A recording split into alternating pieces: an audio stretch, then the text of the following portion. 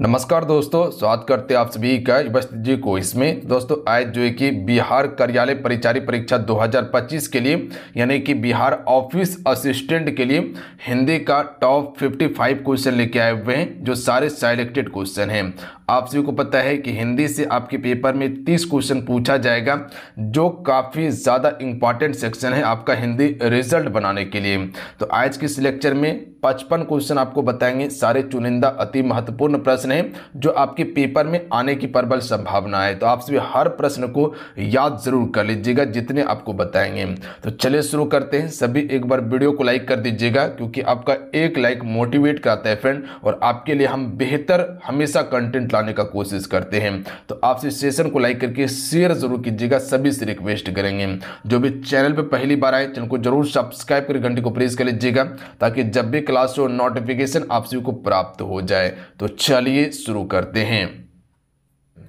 आज का first question है कि भाषा की सबसे छोटी इकाई क्या है। राइट आंसर ऑप्शन में डी हो जाएगा वर्ण। याद रखिएगा आप सभी, वर्ण जो है फ्रेंड ये भाषा की सबसे छोटी इकाई होता है। तो अगर प्रश्न पूछा जाए तो आंसर कर लीजिएगा। अगला क्वेश्चन है कि वर्णमाला कहते हैं। तो देखिए वर्णमाला किसे कहा जाता है, वर्णों के व्यवस्थित समूह को ही हम सभी वर्णमाला कहते हैं। तो option number D correct answer होगा। अच्छा, यहीं से आप सभी याद रखिएगा, जो अभी स्वर वर्ण देखिए आप सभी, देखिए स्वर की संख्या कितना है, मूलतः 11 स्वर है, और उसके बाद 2 स्वर और ऐड हो जाता है तो कुल 13 हो जाता है। जो आप सभी अनुस्वर और अविसर्ग देखते हैं ये आपका अयोगवाह वर्ण है, ध्यान दीजिएगा, और इसको स्वर के अंतर्गत ही रखा जाता है। तो ऑप्शन नंबर क्या हो जाएगा वहां पर, डी करेक्ट आंसर होता है वर्ण। यहां तक क्लियर है। अगला क्वेश्चन देखिए आप सभी, क्वेश्चन है कि किस वाक्य में क्रिया विशेषण प्रयुक्त हुआ है, यानी कि इनमें से किस वाक्य में क्रिया विशेषण है। राइट आंसर ऑप्शन में हो जाएगा वह धीरे धीरे बोलता है, इसमें क्रिया विशेषण है। देखिए बोलना क्या है, यह आपका क्रिया शब्द है, याद रखिएगा। बोलना क्या है, आपका क्रिया है, और वहीं पर बात किया जाए ये धीरे धीरे जो देख रहे हैं ये आपका विशेषता है, याद रखिएगा, यानी विशेषण है। तो किस प्रकार से बोल रहा है, वो धीरे धीरे बोल रहा है। तो ऑप्शन नंबर क्या हो जाएगा, एक करेक्ट आंसर होगा, वही क्रिया विशेषण है। इनमें से संयुक्त व्यंजन कौन सा है। तो देखिए संयुक्त व्यंजन 2 अक्षर से मिलकर बना होता है, यानी कि 2 वर्ण से। तो ज्ञा जो है फ्रेंड आपका संयुक्त व्यंजन है, जैसे कि अक्षत्र ज्ञा, ये आपका संयुक्त व्यंजन है। संख्या 4 होता है। अंतस्थ व्यंजन की संख्या 4 होता है। ऊष्म व्यंजन की संख्या 4 होता है, याद रखिएगा आप सभी।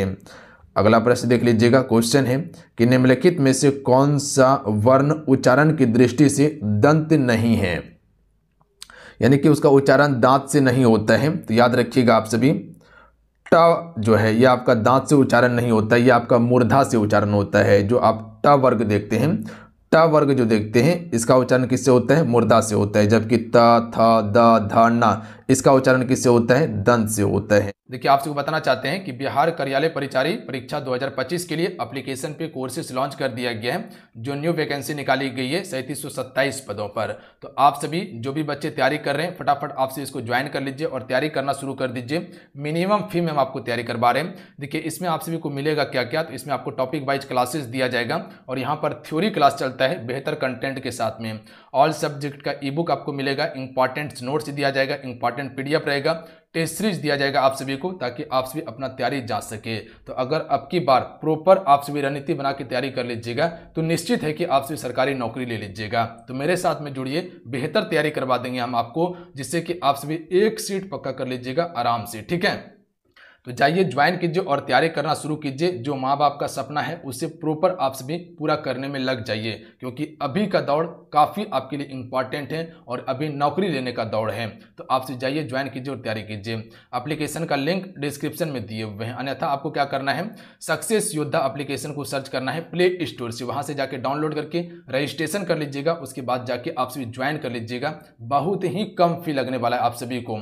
इतना आप सभी ऐसे ही खर्चा कर देते हैं, अगर इतना फी दे के आप सभी अगर तैयारी कर लीजिएगा तो एक नौकरी आपका आराम से हो जाएगा। मेरे साथ में मेहनत कीजिएगा तो चीजें आपका हर चीज क्लियर होगा। तो जाइए माँ बाप का सपना पूरा कीजिए आप सभी। अगला क्वेश्चन है कि जिन शब्दों के अंत में आ आता है उन्हें क्या कहते हैं। देखिए इसी प्रकार का क्वेश्चन पूछा जाएगा और यहाँ से पेपर में हूबहू प्रश्न देखने के लिए मिल जाएगा, इसीलिए सभी से रिक्वेस्ट करेंगे इसे याद जरूर कर लीजिएगा। पीडीएफ के लिए आपसे टेलीग्राम ग्रुप को ज्वाइन कर लीजिएगा। पीडीएफ वहां हम अवेलेबल करवा देंगे, क्लास होने के बाद पीडीएफ हम वहां दे देंगे, तो वो जाके आपसे भी देख लीजिएगा टेलीग्राम पे। युवा शक्ति बिहार टेलीग्राम का नाम है और लिंक डिस्क्रिप्शन में दिया हुआ है। प्लस में हम व्हाट्सएप ग्रुप का भी लिंक डिस्क्रिप्शन में प्रोवाइड कर दिए हैं। स्पेशल व्हाट्सएप ग्रुप भी बना दिए हैं आपके लिए। जिन शब्दों के अंत में आ आता है उसे अकारांत कहते हैं, अगर वहीं पर ई आए तो उसे इकारांत कहेंगे। ध्यान दीजिएगा आप सभी, बात समझे। अगला है कि अक्षर वर्ण किसके संयोग से बना है। तो देखिए ऐसा भी प्रश्न पूछा जाता है और बहुत सारे बच्चों को पता नहीं होता है, तो याद रखिएगा क प्लस स से मिलकर आपका अक्षर वर्ण बना है, तो ऑप्शन में ए राइट आंसर हो जाएगा। क्लियर है, हर सवाल को आप सभी क्लियर करते चलिएगा, यहाँ कन्फ्यूजन कुछ भी नहीं रखना है। अगर कोई भी डाउट होगा तो हमें ज़रूर बताइएगा। हिंदी वर्णमाला से स्वरों की संख्या कितनी है। देखिए हिंदी वर्णमाला में अगर स्वर की संख्या की बात किया जाए तो मूलतः 11 स्वर है, तो ऑप्शन में बी की तरफ हम जा सकते हैं। अगला क्वेश्चन देख लीजिएगा, रचना की दृष्टि से क्रिया के कितने भेद होते हैं। तो रचना की दृष्टि से क्रिया के 2 ही भेद हैं, साकर्मक क्रिया और आकर्मक क्रिया, तो ऑप्शन में ए राइट आंसर होगा। आइए अगला क्वेश्चन है, निम्नलिखित में से कौन स्वर नहीं है। तो देखिए स्वर इनमें से नहीं है या, याद रखिएगा या जो देख रहे हैं ये स्वर नहीं है, ये आपका व्यंजन है और वो भी नासिक व्यंजन है, जबकि अ हो गया, उ हो गया और ए हो गया, ये सभी आपका स्वर है। अगला है, निम्नलिखित में से कौन सा ट वर्ग नहीं है, यानी कि ट वर्ग के अंतर्गत नहीं आता है, वो कौन सा नहीं आता है। तो घ, याद रखिएगा आप सभी, घ ट वर्ग नहीं, ये बल्कि क वर्ग के अंतर्गत आता है, तो याद रखिएगा आप सभी। बाकी बात ये सभी आपका ट वर्ग का है, तो ऑप्शन में डी करेक्ट आंसर होगा। देखिए ट वर्ग का उच्चारण स्थान क्या है, मुर्दा है। क वर्ग का कंठ से उच्चारण होता है। हिंदी वर्णमाला में व्यंजनों की संख्या कितनी है। तो देखिए हिंदी वर्णमाला में कुल व्यंजन जो आपको मिलेगा वो आपको 33 व्यंजन देखने के लिए मिलता है। कुल वर्णों की संख्या की बात किया जाए तो 52 वर्ण होता है, याद रखिएगा आप सभी, तो यहाँ पर सी करेक्ट आंसर होगा। अगला क्वेश्चन है कि निम्नलिखित में से कौन सा एक पश्च स्वर है। तो करेक्ट आंसर हो जाएगा आ आपका एक पश्च स्वर है, तो ऑप्शन में ए राइट आंसर होगा। सिर्फ इसको आप याद कर जाइए, चाहे जैसे भी याद करें। और जितने भी फ्रेंड मेरे साथ में जुड़े हुए हैं सभी से रिक्वेस्ट रहेगा कि सेशन को लाइक जरूर कर लीजिएगा। देखिए आपके लिए हम 100% एफर्ट लगा के सारा चीज़ प्रोवाइड करने का कोशिश कर रहे हैं, ताकि हम आपको बेहतर से बेहतर कंटेंट दें जो पेपर के लिए इंपॉर्टेंट है। जैसा पेपर में प्रश्न पूछा जाता है उसी पैटर्न का आपको हम प्रश्न प्रोवाइड करने का कोशिश कर रहे हैं, पढ़ाने का कोशिश कर रहे हैं, ताकि आपको बेहतरीन कंटेंट मिले, कहीं भटकना ना पड़े आपको। तो कम से कम अपना प्यार जरूर दीजिएगा और ये प्यार बनाए रखिएगा आप सभी। तो सेशन को लाइक करके शेयर जरूर कीजिएगा आप सभी। और जो भी चैनल पर पहली बार आए हैं चैनल को जरूर सब्सक्राइब कर घंटी को प्रेस कर लीजिएगा। जब चैनल को सब्सक्राइब कीजिएगा तो एक घंटी आएगा, उसका ऑल नोटिफिकेशन को ऑन कर लीजिएगा, तभी आपको क्लास का नोटिफिकेशन जाएगा। निम्नलिखित में से कौन सा एक अयोगवा है। तो देखिए अयोगवा आपको बताए थे कि विसर्ग जो होता है ये आप सभी अनुस्वर और अविसर्ग जो देखते हैं ये दोनों अयोगवा वर्ण है, तो ऑप्शन नंबर क्या हो जाएगा, एक करेक्ट आंसर होगा। देखिए एक होता है अल्पप्राण, एक होता है महाप्राण, याद रखिएगा आप सभी। और उसके बाद एक होता है सघोष, एक होता है अघोष, आगे चल के बताएंगे अभी हम आपको, ध्यान दीजिएगा। यहाँ से प्रश्न बनता है, काम का नाम बताने वाले शब्द को क्या कहते हैं। तो देखिए जो काम का नाम बताता है इसे क्रिया कहा जाता है। ऑप्शन नंबर क्या हो जाएगा, बिल्कुल सी करेक्ट आंसर होगा। मैं खाना खा चुका हूँ, इस वाक्य में भूतकालिक भेद इंगित कीजिए। तो देखिए मैं खाना खा चुका हूँ ये पूर्ण भूत है, यानी कि खाना खा चुका है ऑलरेडी वो, तो ये आपका बिल्कुल पूरा हो गया है काम, तो ये पूर्ण भूत होगा। अगला क्वेश्चन है कि घनिष्ठ की शुद्ध उत्तरावस्था है।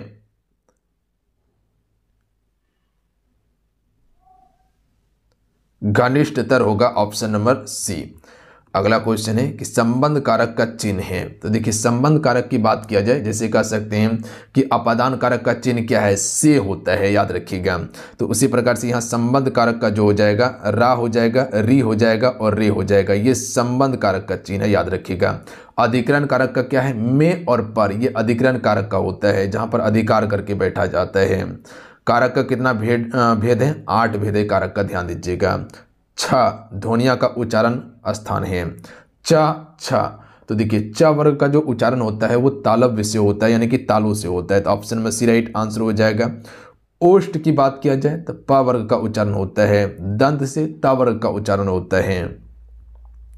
आइए अगला क्वेश्चन देखिए, निम्नलिखित में से कौन सा एक संयुक्त व्यंजन नहीं है, यानी कि दो वर्णों से मिलकर कौन सा नहीं बना है। तो ये आपका मूर्धांश जो है ये आपका संयुक्त व्यंजन नहीं है, जबकि अक्षा, तरा, ज्ञा ये सभी आपका संयुक्त व्यंजन है। देखिए अगर इसकी बात किया जाए तो आपको पता है कि ये आपका क्या है, ऊष्म व्यंजन है। ध्यान दीजिएगा आप सभी, ऊष्म व्यंजन में क्या क्या आता है, तो जैसे तालव्य हो गया, मूर्धांश हो गया, दंश हो गया और ह हो गया, ये सभी आपका क्या है, ऊष्म व्यंजन है, याद रखिएगा आप सभी। और प्लस में वही बात किया जाए कि य, र, ल, व ये क्या है, आपका अंतस्थ व्यंजन है। अगला क्वेश्चन है कि तालव्य व्यंजन है, यानी कि तालु से बोले जाने वाला व्यंजन कौन सा हो जाएगा, च, छ, ज, झ, यानी कि त वर्ग जो होता है वो तालु से ही बोला जाता है, तो ए राइट आंसर होगा। ट वर्ग मूर्धा से, त वर्ग जो है कि दंत से, प वर्ग ओठ से बोला जाता है। अविकारी शब्द है इनमें से, तो देखिए अविकारी शब्द जो होता है वो अव्यय होता है, याद रखिएगा। अव्यय जो होता है वह अविकारी शब्द होता है।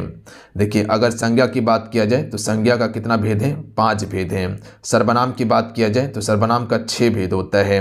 अगर विशेषण की बात किया जाए तो विशेषण का 4 भेद होता है, याद रखिएगा आप सभी। और वहीं पर अगर अव्यय की बात किया जाए तो अव्यय का भी 4 भेद होता है। अगला क्वेश्चन है कि या, र, ल, व किस वर्ग के व्यंजन हैं। तो देखिए या, र, ल, व जो है ये आपका अंतस्थ व्यंजन है। ऊष्म व्यंजन के बारे में बताएं कि कौन कौन सा था, तालव्य सा, मूर्धन्य सा, दंत सा और हा था, ध्यान दीजिएगा। और बाकी बात या, र, ल, व जो है ये आपका अंतस्थ व्यंजन है। अगला है अनुनासिक का संबंध होता है। तो देखिए अनुनासिक का जो संबंध होता है नाक और मुंह से होता है, जो नाक और मुंह से उच्चारण होता है और उसी को अनुनासिक कहा जाता है, तो सी राइट आंसर होगा। अगला क्वेश्चन है कि स्त्रीत्व शब्द में कौन सी संज्ञा है। यहाँ पर स्त्री की बात नहीं किया गया है, सिर्फ अगर स्त्री की बात किया जाता तो ये आपका जातिवाचक संज्ञा होता, पर यहाँ पर स्त्रीत्व की बात किया गया है तो भाववाचक हो जाएगा, क्योंकि यहाँ पर उसकी भाव को प्रदर्शित किया जा रहा है। जैसे कह सकते हैं कि बूढ़ापा या बूढ़ाड़ी ये भाववाचक संज्ञा है, जैसे खुशी ये आपका भाववाचक संज्ञा है, जिसे सिंपल भाषा में समझिए कि प्लेट में नहीं परोस सकते हैं।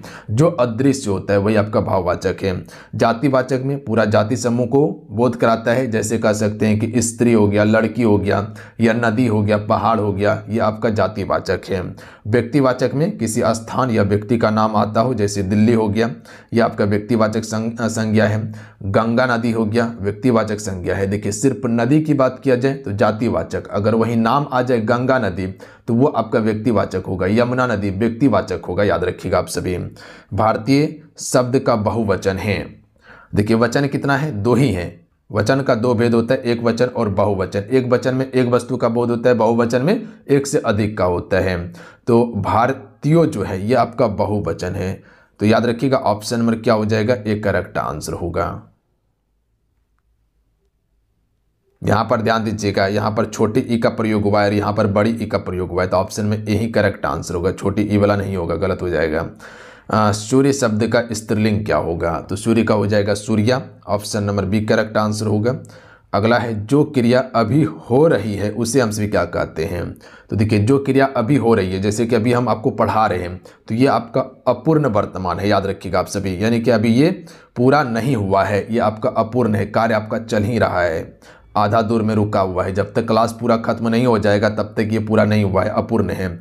अनुनासिक व्यंजन कौन से होते हैं, तो देखिए वर्ग के जो 5वें अक्षर होते हैं वही अनुनासिक व्यंजन होता है। जैसे को हो गया, ख हो गया, ग हो गया, घ हो गया, अंघा हो गया, तो ये आपका अनुनासिक व्यंजन है। उसी प्रकार से यह आपका अनुनासिक है। उसी प्रकार से न जो देखते हैं आप सभी, न जो देखते हैं आप सभी, वो भी आपका क्या है, अनुनासिक व्यंजन है, ध्यान दीजिएगा आप सभी। ये वाला हो गया, ये वाला हो गया, ये सभी अनुनासिक हैं। तो ऑप्शन नंबर क्या हो जाएगा, डी करेक्ट आंसर होगा। अगला है हिंदी वर्णमाला में स्वरों की संख्या कितनी है। तो हिंदी वर्णमाला में स्वर की संख्या 11 हो जाएगा। यहाँ पर देखिए 13 नहीं दिया है, नहीं दिया है, तो ये 11 हो जाएगा। ये ऑप्शन के हिसाब से आपको काम करना होगा। ये तो अपने हिसाब से ऑप्शन सेट किए हैं, तो आपको 13 और 11 हम दोनों दे दिए हैं, बट आयोग इस प्रकार से नहीं करता है, याद रखिएगा। कुल अगर पूछना होगा तो वहाँ 13 देगा तो 11 नहीं देगा, अगर 11 देगा तो 13 नहीं देगा आपको। कंठ ओष्ठीय ध्वनि का उदाहरण है। यानी कि कंड और ओष्ठ से बोले जाने वाली ध्वनि जो है और हो जाएगा, याद रखिएगा। और अगला क्वेश्चन देख लीजिएगा, भाषा निर्माण की इकाइयों का सही अनुक्रम कौन सा है?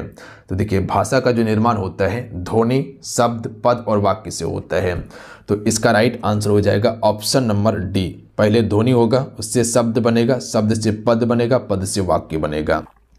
अगला क्वेश्चन है कि अव्यय के कितने भेद हैं? तो अभी बताए थे कि अव्यय के 4 भेद हैं। कौन कौन सा? क्रिया विशेषण अव्यय, संबंध बोधक अव्यय, समुच्चय बोधक अव्यय और विस्मयादि बोधक हो जाएगा। अगला क्वेश्चन देखिए कि निम्नलिखित में से कंठीय ध्वनि कौन सी है? तो देखिए कंठ से जो उच्चारण होता है वो क हो गया, ख हो गया, ये सभी कंठ से उच्चारण होता है। यानी कि क वर्ग की बात किया जाए तो ये कंठ से उच्चारण होता है, ध्यान देंगे आप सभी। अगला प्रश्न है कि स्थान के आधार पर बताइए कि मूर्धन्य व्यंजन कौन सा है, यानी कि मूर्धा से बोली जाने वाली व्यंजन कौन सा है? तो राइट आंसर हो जाएगा ड और ढ, ये आपका मूर्धा से बोली जाने वाली व्यंजन है, तो सी करेक्ट आंसर होगा। अगला प्रश्न पर ध्यान दीजिएगा कि निम्नलिखित में से अल्पप्राण वर्ण कौन सा है? यहाँ पर समझिएगा, एक होता है अल्पप्राण, एक होता है महाप्राण, एक होता है आपका महाप्राण होता है। तो इसको समझिएगा आप सभी। देखिए सबसे पहले ये समझिए कि अल्पप्राण में क्या क्या आता है, जैसे कि क हो गया और ग हो गया, ये आपका अल्पप्राण वर्ण है। आप समझे बात को, यानी कि पहला अक्षर और उसके बाद तीसरा हो गया और उसके बाद पांचवा हो गया, ये आपका क्या है? अल्पप्राण है। ध्यान दीजिएगा आप सभी, पहला, तीसरा और पांचवा, जैसे पहला में क हो गया, तीसरा में क्या हो गया? ग हो गया और उसके बाद अंगा हो गया, ये आपका क्या है? अल्पप्राण है। बात समझे आप सभी। हर में हो जाएगा, च छ में वही होगा, आपका प फ में वही हो जाएगा। यहाँ तक समझ गए? यानी पहला, तीसरा और आपका पांचवा ये आपका अल्पप्राण होता है। अभी बताएं आपको महाप्राण के बारे में। तो महाप्राण में क्या होता है? दूसरा होता है और चौथा होता है। जैसे कि दूसरा में क्या था? खा था और उसके बाद क्या था? घा था, ये आपका क्या है? महाप्राण है। तो हर में यही फॉलो करेगा, याद रखिएगा। पो वर्ग में भी वही फॉलो करेगा, चो वर्ग में भी वही फॉलो करेगा। तो याद रखिएगा दूसरा और चौथा आपका महाप्राण होता है, पहला, तीसरा, पांचवा अल्पप्राण होता है। बात समझ गए? तो राइट आंसर क्या हो जाएगा? क और ग होगा। अगला क्वेश्चन है कि सुमित सो रहा है, इस वाक्य में क्रिया का भेद है। तो क्रिया का आपको 2 भेद बताएं, एक आकर्मक क्रिया, एक साकर्मक क्रिया। तो सुमित सो रहा है, इसका उच्चारण कीजिए, क्या सो रहा है? याद रखिएगा उच्चारण क्या करना है, क्या सो रहा है? बिस्तर सो रहा है या शरीर सो रहा है?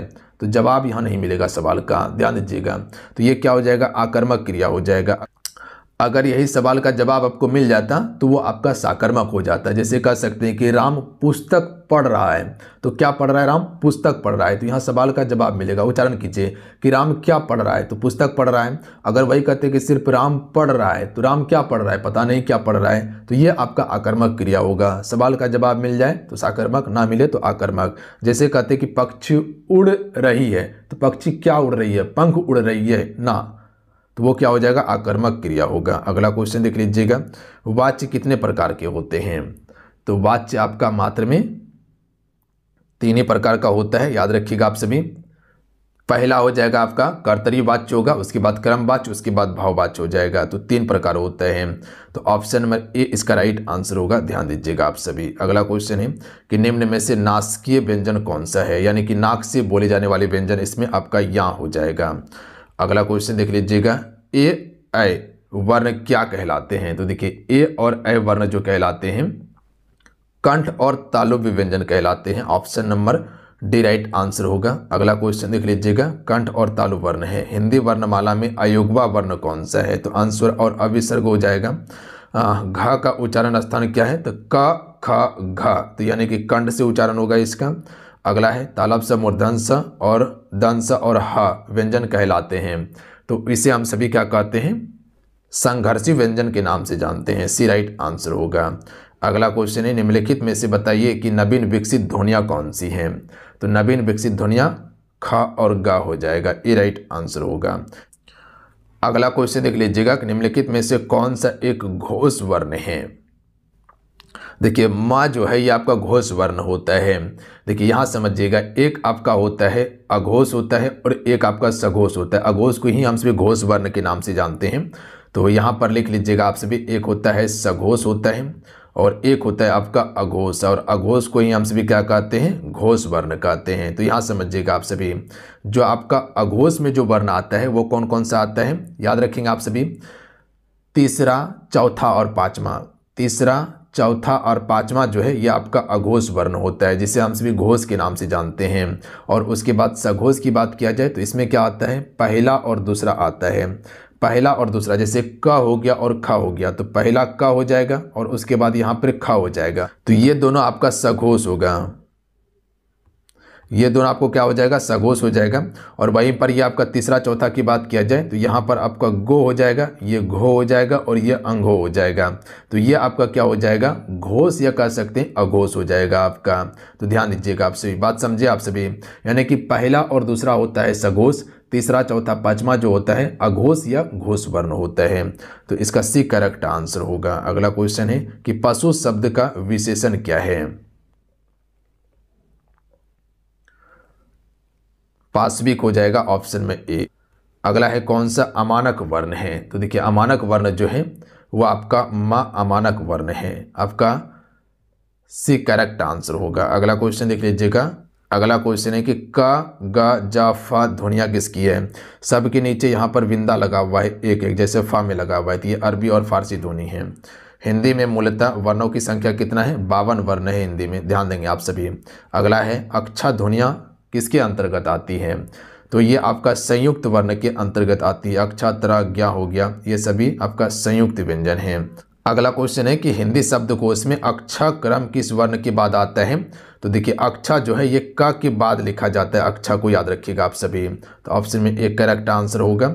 अगला है ज्ञा किस वर्ण के संयोग से बना हुआ है। तो ज्ञा जो है ज प्लस यहाँ से मिलकर बना है। तो ज में आधा जो लगा हुआ है हलंत जो है ये आधा ज है, और प्लस ये यहाँ लगा हुआ है, तो दोनों मिलकर यहाँ का आपका ज्ञा का निर्माण हुआ है। तो ध्यान देंगे आप सभी। तो चलिए आज कितना ही, आज के सेशन में कुल 55 क्वेश्चन आपको कंप्लीट करवाए हिंदी का, जो आपके पेपर के लिए अति महत्वपूर्ण था। अगर आज के सेशन अच्छा लगा और हेल्पफुल लगा तो सेशन को लाइक करके शेयर जरूर कर दीजिएगा अपने दोस्तों में, इतना सा काम जरूर कर लीजिएगा। और जो भी क्लासेस करना चाहते हैं एप्लीकेशन पे क्लासेस अवेलेबल है, कोर्सेस लॉन्च कर दिया गया है जहां पर आपको बेहतरीन तैयारी करवा रहे हैं। अगर आपका सपना है एक सेट पक्का करने का, आज से ही तैयारी में जुड़ जाइए और मिशन मोड में तैयारी कीजिए। मिलते हैं, जय हिंद, वंदे मातरम। ध्यान रखिएगा, पढ़ाई करते रहिएगा, जाते जाते सेशन को लाइक करके शेयर जरूर कर दीजिएगा। जय हिंद।